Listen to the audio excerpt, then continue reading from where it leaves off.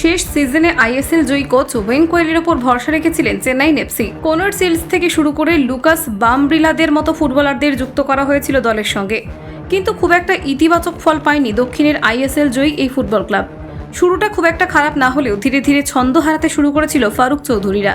দ্বিতীয় ম্যাচেই ধাক্কা খেতে হয়েছিল দক্ষিণের এই ফুটবল দলকে। পরাজিত হতে হয়েছিল কলকাতা ময়দানের তৃতীয় প্রধান তথা মোহামেডান স্পোর্টিং ক্লাবের কাছে। পরবর্তীতে নর্থ ইস্ট ইউনাইটেডের পাশাপাশি জামশেদপুর এফসির মতো শক্তিশালী দলকে পরাজিত করলেও বেশি দিন বজায় ছিল না সেই ধারাবাহিকতা। স্বাভাবিকভাবে তার প্রভাব পড়েছিল দলের পয়েন্ট টেবিলে। একাধিক ম্যাচে পয়েন্ট নষ্ট করার সুবাদে ইন্ডিয়ান সুপার লিগের তালিকায় অনেকটাই নেমে গিয়েছিল অভিষেক বচ্চনের এই দল। তবে গতবারের ইন্ডিয়ান সুপার লিগের দ্বিতীয় লেগে ধীরে ধীরে শক্তি ফিরে পাচ্ছিল জর্ডান উইলমার গিল্ডের চেন্নাইন। জানুয়ারিতে জয় অধরা থাকলেও ফেব্রুয়ারির শুরুতে ইস্টবেঙ্গলকে পরাজিত করে দল জয়ের মুখ দেখলেও সুপার সিক্সের লড়াইয়ে ফিরে আসার জন্য সেটা যথেষ্ট ছিল না। শেষ পর্যন্ত পয়েন্ট টেবিলের 11 নম্বরে থেকেই অভিযান শেষ করতে হয়েছিল ওয়েন কোয়েলের ছেলেদের। পরবর্তীতে কলিঙ্গ সুপার কাপ থেকে ঘুরে দাঁড়ানোর লক্ষ্য থাকলেও সেটা সম্ভব হয়নি।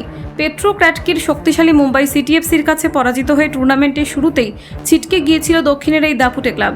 এমন হতাশাজনক পারফরমেন্সের ফলে ইংলিশ কোচের দায়িত্বে থাকা নিয়ে দেখা দিয়েছিল ব্যাপক ধোঁয়াশা।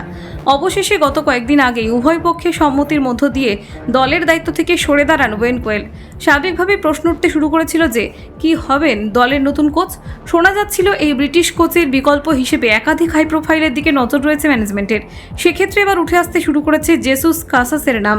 পূর্বে মধ্যপ্রাচ্যের দেশ তথা ইরাকের জাতীয় দলের দায়িত্ব পালন করেছিলেন তিনি, যেখানে দলকে খেলিয়েছেন প্রায় 33টি ম্যাচ, যার মধ্যে 20টি জয়ের পাশাপাশি 4টি ড্র এবং 9টি ম্যাচে পরাজিত হয়েছিল তার দল।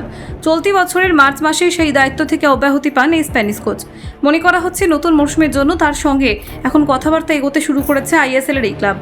কলকাতা 24/7.in।